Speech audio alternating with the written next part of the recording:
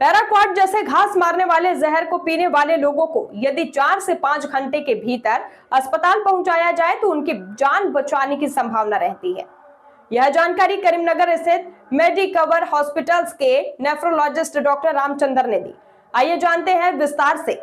आपको बता दें कि पेद्दापल्ली नगर प्रेस क्लब में आयोजित पत्रकार सम्मेलन में डॉक्टर रामचंद्र ने बताया कि पहले अधिकतर लोग एंडोसल्फान जहर का सेवन करते थे, जिसका एंटीडोज उपलब्ध होने के कारण कई लोगों की जान बचाई जा सकती थी। लेकिन अब ज्यादातर आत्महत्या के प्रयास पैराक्वाड जैसे घास मारने वाले जहर से हो रहे हैं। उन्होंने यह भी कहा कि इस जहर का सीधा एंटीडोज उपलब्ध नहीं होने के कारण मृत्यु दर अधिक रहती है। फिर भी यदि मरीज को 4 से 5 घंटे के भीतर अस्पताल लाया जाए तो विशेष उपचार के माध्यम से जान बचाई जा सकती है। सही समय पर सही इलाज, विशेष फिल्टर और आधुनिक चिकित्सा पद्धतियों के जरिए 5 से 6 चरणों में उपचार किया जा रहा है। 5 से 6 वर्ष पहले तक ऐसे मामलों में लगभग 100% मृत्यु दर थी, लेकिन अब इसे घटाकर लगभग 25% मरीज को बचाने की स्थिति तक लाया गया है। अब तक मेडिकवर में 200 मरीजों का इलाज किया गया, जिनमें से 52 लोगों की जान बचाई जा सकी। देखिए एक खास रिपोर्ट।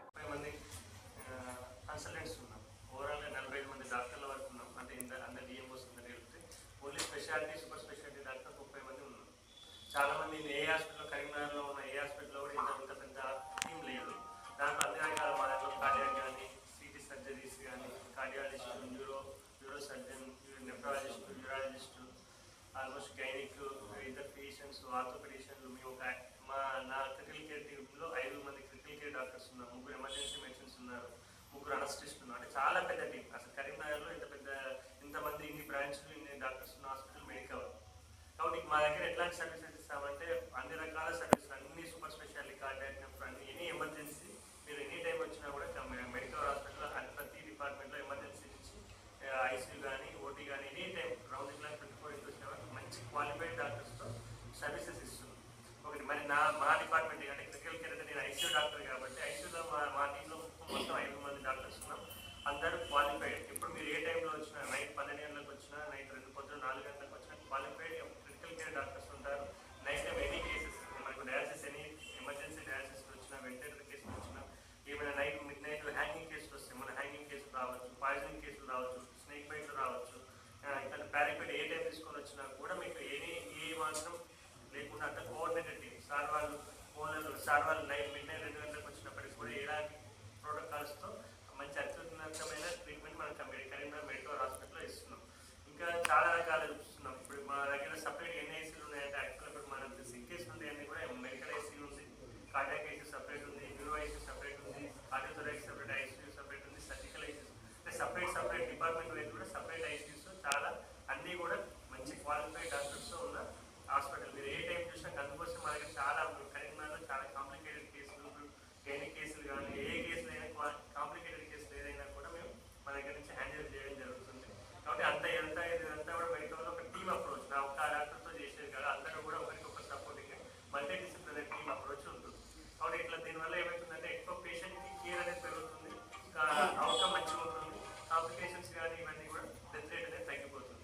కాబట్టి ఇంత మంచి హాస్పిటల్ కరీంనగర్లో ఉండడం వల్ల ఇట్లాంటి మీకు తెలిసిన వాళ్ళు ఎవరైనా ఉంటే కూడా తెలిసిన వాళ్ళు కానీ కాంప్లికేటెడ్ తీసుకున్నప్పుడు మెడికల్ హాస్పిటల్ ఫస్ట్ ప్రయారిటీగా కన్సల్ట్ చేయండి.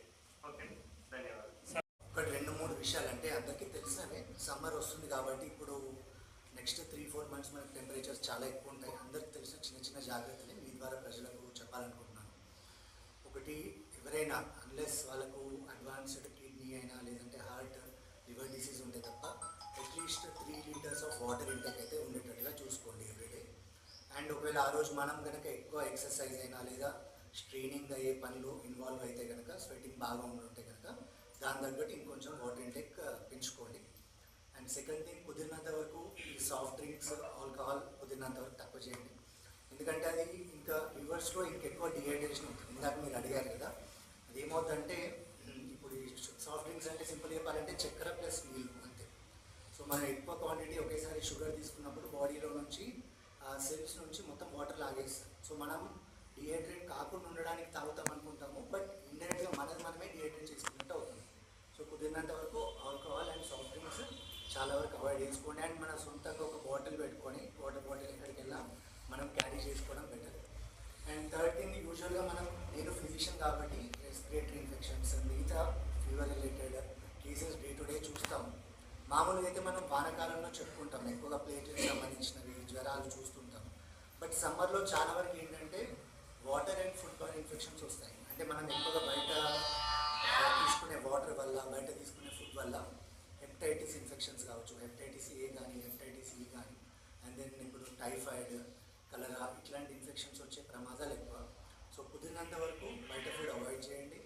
అండ్ బయట వాటర్ కూడా, బికాజ్ ఎందుకంటే మిగతా కాలంలో మనకు అంత దాహం వేయదు. సో మనం బయట తీసుకునే అవకాశాలు తక్కువ. బట్ ఇప్పుడు ఏంటంటే సమ్మర్లో ఎక్కడికి వెళ్ళినా దాహం వేస్తుందంటే మన దగ్గర ఉండకపోతే ఇంకొక దగ్గర వాటర్ తాగే అవకాశం ఉంటుంది. అది ఒకవేళ కనుక నీట్గా లేకపోతే క్లీన్గా లేకపోతే దాని నుంచి మనకు ఇన్ఫెక్షన్స్ వచ్చే ఛాన్సెస్ ఎక్కువ ఉంటాయి. సో కుదిరినంత వరకు ఈ యొక్క 3-4 స్టెప్స్ అయితే నా సైడ్